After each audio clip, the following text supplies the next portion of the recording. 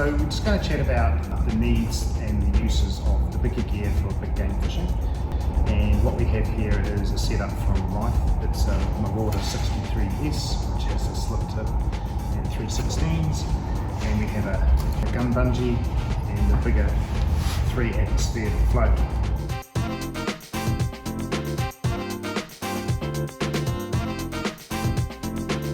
Now comparing it to snapper gear, you can see what we use for snapper or kingfish. There's a really big difference in the size of the guns.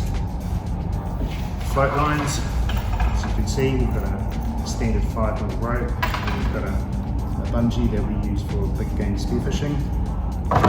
And if you look at the floats, we have the typical snapper kingy float, inflatable, versus a big game 3 atmosphere float. It's really important when you go for big game, you need to gear up with the right gear. And basically the big gear, what it does, it helps you fight the bigger fish.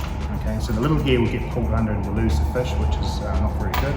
So what we want to aim for is big gear, big fish.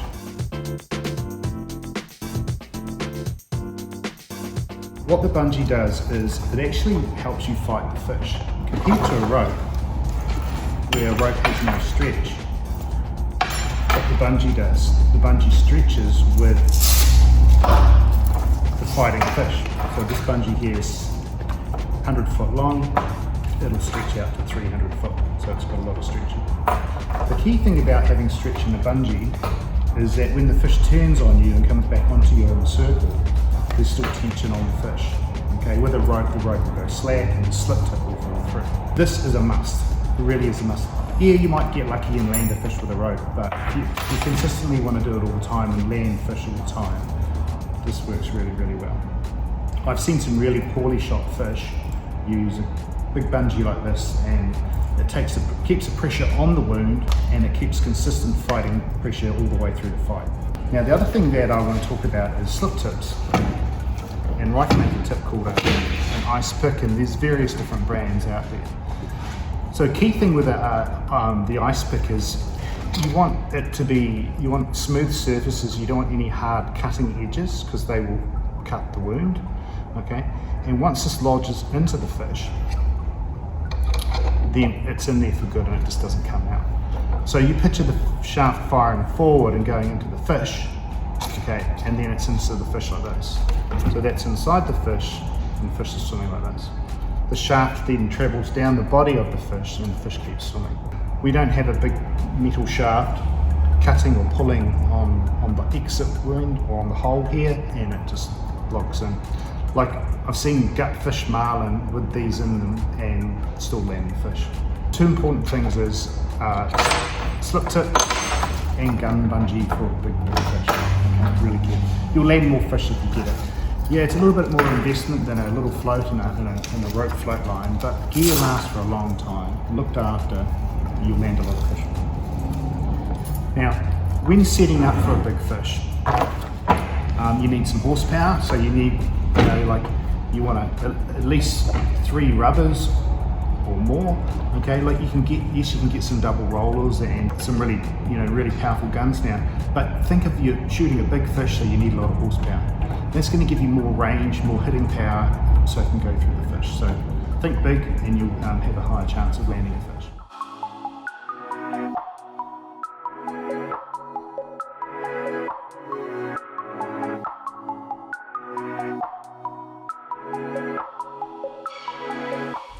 Now with landing bigger fish, you need the ability to control the fish on the surface, and you don't want your floats disappearing and getting pulled under. You picture putting a lasso onto a bus going down the motorway. That's the power you're dealing with when you shoot a fish. The impact, the fish taking off, and the floats screaming across the surface is really cool. Okay, so you need some floats to keep the fish up. Okay, really important. So when you have a fish down deep, you need your floats pulling up to help hold the fish up. Okay, really important thing is little floats, you'll lose your floats. Seen it done before. Okay, so you want really good sized floats. Rife do a really good inflatable float and ideal for traveling. Ideally what we do is we actually run 2 of these. So we'd run a bungee and a float. Okay, it's really, and then we repeat that for bluewater fish. you picture you're in the water and you're about to spear a marlin and look, yeah, it looks big and the fish ends up to be over 150 kilos, you're going to need 2 of these. I've seen a 50-60 kilo wahoo pull 2 of these down like they weren't there. So the fish are real powerful, so you're going to need some big gear. So inflatable float, big bungee, really does make a massive difference. Okay. Now how do we connect the bungee to the gun? So what we've done is we've set up what's called a breakaway rig. So on these big bungees, they have some really big clips, right? You notice everything's big and strong, okay? And on this gun itself, what it does, it has what's called breakaway. So what it is the shaft itself is not connected to the gun.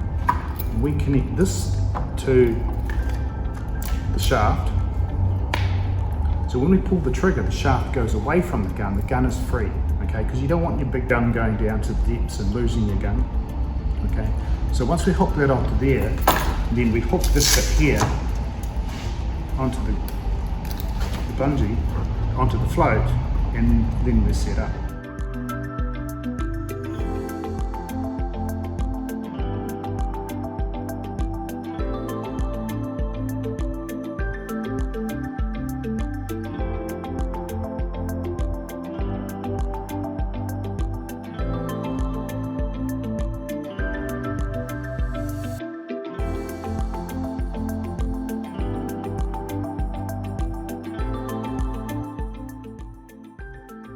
Big game, big gear. It really makes a massive difference. Once again, look at this, the old snapper float on the float line, okay? So invest in the right gear and you get some really good results. You know the thing out there in New Zealand waters, we have tuna, we have marlin, we have all the big fish. They're just out there waiting for you guys to go get them.